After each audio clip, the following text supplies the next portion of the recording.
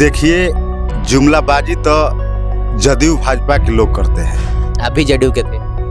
हम जदयू के थे, लेकिन अब नहीं ना है। चुनाव के टाइम में आते हैं और चुनाव जीतने के बाद एक को बार अइबे नहीं कि हम लोग तो जो रहे हैं कि कौन विधायक है, कहाँ विधायक है। अगर जो विधायक बन जाते हैं ना तो सोचते हैं कि हम तुरंत सांसद बन जाए, अच्छा, मंत्री बन जाए। ये जो सपना है ना, तो इस सपना सजा करके लोग पार्टी इधर से उधर बदल लेते हैं। जनता के हित के विषय में लोग थोड़े सोचते हैं। चिनारी विधानसभा से आप संभावित प्रत्याशी हैं। चिनारी विधानसभा की जनता क्यों भरोसा करे आप पे कि आप उनके विधायक बन के उनके लिए विकास का काम करें? देखिए, सोशल मीडिया पर अपना बयान देना और चेहरा चमकाना वो तो अलग बात हो गया। जब जमीन पर हकीकत आप जाइए। नमस्कार, मेरा नाम प्रिंस है और आप देख रहे हैं फ्लैश टीवी। देखिए, अभी चुनावी माहौल में हम लगातार लोगों से मिल रहे हैं और आज जो हमारे साथ बात करने के लिए हमारे साथ जो गेस्ट है, इनका नाम सुनील रजक है और इनकी कहानी कुछ यूं ही 20 साल पहले शुरू होती है राजनीति में।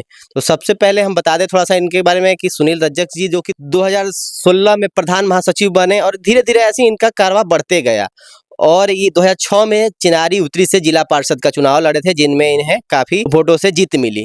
तो इनसे बात करेंगे तमाम मुद्दों पे, क्योंकि ये जेडीयू के थे और अभी आप जो गमछा देख रहे होंगे पीला कलर का, देखकर समझ ही गए होंगे कि अब ये जेडीयू का नहीं रहे। आखिर जनसुराज में आने का इनका मुख्य उद्देश्य क्या था, जनसुराज नई नवेली पार्टी को क्यों ज्वाइन करना पड़ा, दूसरी तरफ जो जेडीयू पार्टी का सत्ता है बिहार में उसको छोड़कर और नई पार्टी पे भरोसा करना कहाँ तक सही है।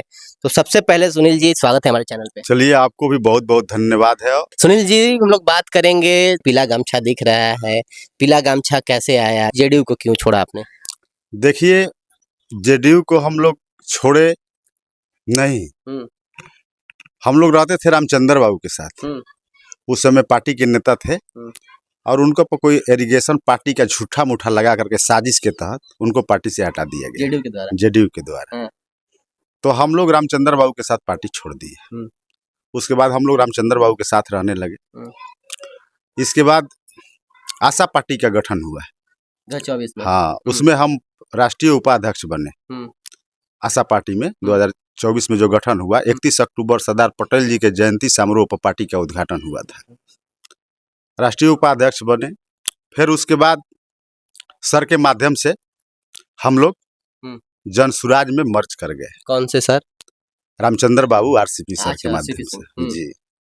और हम लोग को जो नेता हैं प्रशांत किशोर जी, ये जो पैदल यात्रा गांव गांव कर रहे थे, हम लोग भी देख रहे थे। इनका जो मिशन था, जो गांव के लोगों को जो आवाज था, जागरूक करना, पलायन को रोकना, उस आवाज को लेकर के आए थे। तो गांव के लोग भी, चाहे जो भी युवा वर्ग था, नौजवान साथी थे, सब लोग इस बात को लाइक करते थे। हम लोग भी लाइक करते थे। उस बातों से हम लोग ने प्रभावित होकर के और सर के साथ पार्टी में मर्ज कर गए। पार्टी का नया गठन हुआ आप लोग का 2024 में और जनसुराज भी 2024 में ही आई। फिर आपका पार्टी जनसुराज में आ गया, क्या कारण था? देखिए, ये तो रामचंद्र बाबू जो है, उनके माध्यम से बातचीत होती होगी। हम लोग को माने बताया गया कि माने मिलना है, तो हम लोग भी सलाह दिए कि नहीं, बहुत अच्छा है। अब जो करवा चल दिया, आखिर जो मिशन था रामचंद्र बाबू का, वही मिशन था प्रशांत सर का। दोनों एक ही मिशन पर काम कर रहे थे। तो अगर दोनों दो लोग थे और दोनों लोग जब एक होकर के उसी मिशन पर काम करना पड़ेंगे, तो फिर जलवा और जो कायम होते जाएगा, कहीं ना कहीं बिहार को आगे बढ़ाना था, आगे बढ़ते जाएगा, जो पलायन है उसको रोक दिया जाएगा। इस सब पर हम लोग अपना काम कर रहे हैं।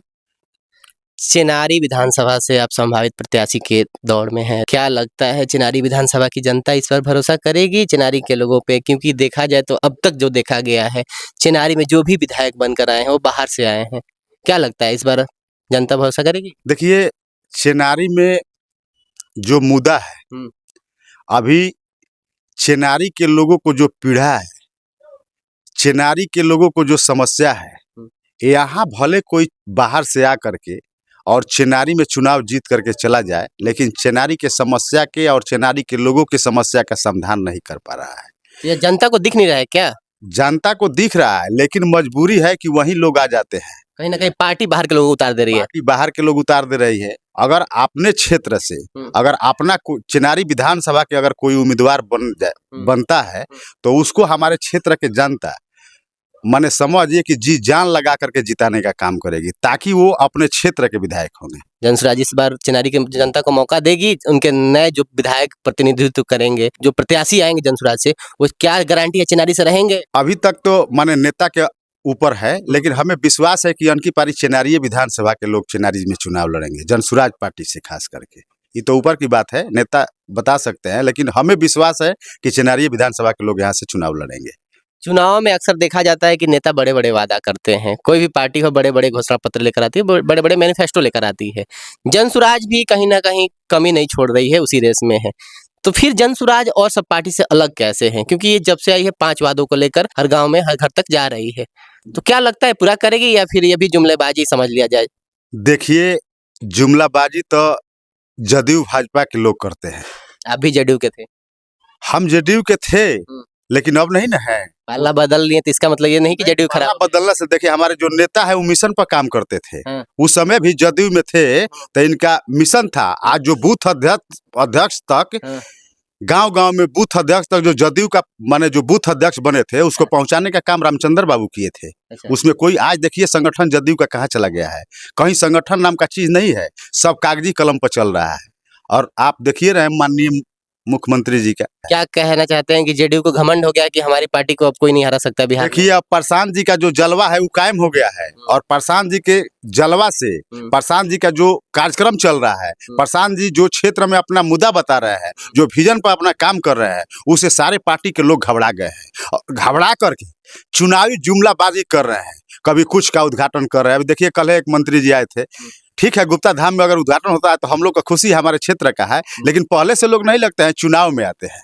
उसी तरह आप देख लीजिए, जो अभी बिजली वाला हुआ है, जो वृद्धा पेंशन हुआ है, 125 यूनिट जो बिजली फ्री किया गया है, पहले नहीं हुआ, अब हुआ। प्रशांत किशोर जी से घबरा करके लोग अपना चुनावी मुद्दा अपना दे रहे हैं। और उसके बाद जो यहाँ अभी देख रहे हैं वृद्धा पेंशन, प्रशांत जी बोले कि हम 2000 वृद्धा पेंशन करेंगे, 400 नहीं 2000 हम करेंगे। जब जनसुराज पार्टी की सरकार बनती है तो हम 2000 रुपया वृद्धा पेंशन करेंगे। उससे घबरा करके 400 से 1100 लोग किए। किसका दिन है? प्रशांत किशोर जी का दिन है। कहीं ना कहीं आप लोग क्रेडिट ले रहे हैं अपने आप पे। क्रेडिट नहीं ले रहे हैं, सच्चाई बात कर रहे हैं। सच्चाई देखिए, बात कर रहे हैं। जो प्रशांत जी कहे थे कि 2000 हम देने का काम करेंगे, उसका मिशन है कि उसी का दिन है कि आज 1100 रुपया हुआ है, लेकिन उस पर भी हमारे नेता विश्वास नहीं कर रहे हैं। न 400 न 1100, जब जनसुराज पार्टी की सरकार बनेगी तो 2000 रुपया देने का काम करेंगे। और एक बात और बता देते हैं, यहाँ चुनाव विधायक लोग आप बोले ना जीत करके जाते हैं। अभी कल हमारा बैरकट्टा में एक सभा चल रहा था, उससे पहले एक दिन हम गए थे घूमने के लिए। हम बैरकट जब रेहल से जब अंदर गांव में घुसे तो वहां की समस्या थी कि गड्ढा जो रोड पर था, पूरा जंघा भर गड्ढा था। माने लोग पैदल चलना भी मुश्किल थे। कैसे वहाँ के बच्चे विद्यालय जाते होंगे पढ़ने के लिए? रात में बीमार पड़ जाते हैं। तो वहाँ हॉस्पिटल की स्थिति इतना दयनीय है आज के डेट में कि माने समझ जाइए कि हॉस्पिटल के बगैर लोग मर रहे हैं। अगर रात में इमरजेंसी तबीयत खराब हो जाएगा तो कहीं हॉस्पिटल की व्यवस्था नहीं है। जबकि वहाँ विधायक जी लोग जाते हैं, देखते हैं उस पहाड़ पर रेहल, नागाटोली, लौड़ी, सोली, ये सब गांव है। वहाँ इतना मैंने देख करके हमको मैंने पीड़ा हुआ कि बाप रे बाप, यहाँ लोग कैसे जी रहे हैं। मान लीजिए अगर रात में तबीयत खराब तो खटोला पर गाड़ी वाले से कहेंगे, गाड़ी वाला जइबे नहीं करेगा, उधर रोहतास जाना पड़ेगा ना, तो इधर अधौरा आना पड़ेगा। वहाँ से आपको भी पीड़ा तो चुनाव के समय ही याद आया? नहीं, उससे पहले आपने कभी आवाज उठाया है? पहले भी आवाज उठाए थे, ऐसा बात नहीं है। चिनारी विधानसभा से आप संभावित प्रत्याशी हैं। चिनारी विधानसभा की जनता क्यों भरोसा करे आप पे कि आप उनके विधायक बन के उनके लिए विकास का काम कीजिएगा? देखिए, कौन सा ऐसा काम किए हैं? हम लोग देखिए जो भी काम करते हैं जनता के विश्वास पर खरा उतरने का काम करते हैं, पहला काम ही है। और हम चेनारी विधानसभा के हैं तो हम जानते हैं ना कि चेनारी में क्या दिक्कत है, शिवसागर में क्या दिक्कत है, रोहतास में क्या दिक्कत है, नौहट्टा में क्या दिक्कत है, यहाँ लोगों की क्या समस्या है, इसके बाद विषय में हम भली भांति से जानते हैं और उस समस्या को समाधान करने का काम करेंगे हम। ये मेरा पहला वादा रहेगा। आपने सड़क पर आरोप लगाया कि अभी भी सड़कें जो बता रहे हैं कि चिनारी विधानसभा के जो नौहट्टा प्रखंड के स्थित ऊपर रेहल गांव है, वहाँ पे सड़कें ऐसी हैं, लेकिन देखा जाए तो पूरे बिहार की अगर बात हो तो उसमें सड़कें और बिजली में कोई कमी कहीं नहीं दिखती है। कैसे कह रहे हैं कि वहाँ पे अभी आपके जो विधायक हैं मुरारी प्रसाद गौतम जी, उनके द्वारा लगातार पोस्ट चलाया जा रहा है, जो सड़क निर्माण करवाए नीचे रोहतास से ऊपर रेहल तक करवा दिया है, तो क्या वो सही नहीं है? वो सिर्फ झूठे पोस्ट कर रहे हैं? देखिए, सोशल मीडिया पर अपना बयान देना और चेहरा चमकाना वो तो अलग बात हो गया। जब जमीन पर हकीकत आप जाइएगा, हम वीडियो है मेरे पास, हम उस गांव में जहाँ जहाँ गए उसका वीडियो बनाया है, वहाँ के रोड के विषय में आपको दिखा देंगे कैमरा के माध्यम से जो हम खींचे हैं।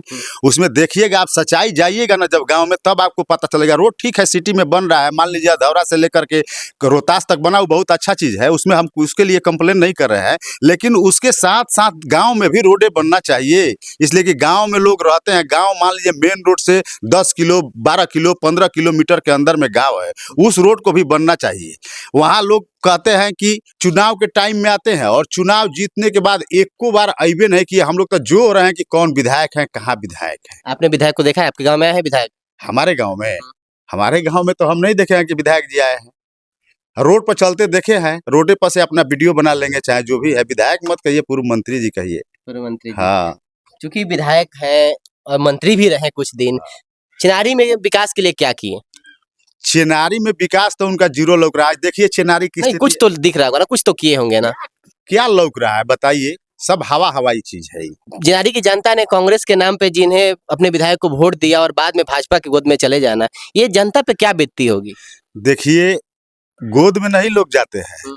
अगर जो विधायक बन जाते हैं ना, तो सोचते हैं कि हम तुरंत सांसद बन जाए, अच्छा, मंत्री बन जाए। ये जो सपना है ना, तो इस सपना सजा करके लोग पार्टी इधर से उधर बदल लेते हैं। जनता के हित के विषय में ये लोग थोड़े सोचते हैं कि जनता ने हमको उतना मेहनत और पसीना से, आम कार्यकर्ता जो है आपको दौड़ दौड़ करके चुनाव में जिताने का काम किए, और उस कार्यकर्ता पर आपने पार्टी बदल करके पानी फेरने का काम किए। आज उतना दिन आप तो रहे, वो लोग मेहनत कर करके आपको चुनाव जिताया। आपसे आस उम्मीद भी रखा था कार्यकर्ता लोग कि हमारे क्षेत्र में विकास होगा, हमारे गाँव में विकास होगा, लेकिन आपने पला बदल लिया अपने सांसद बनने के चक्कर में।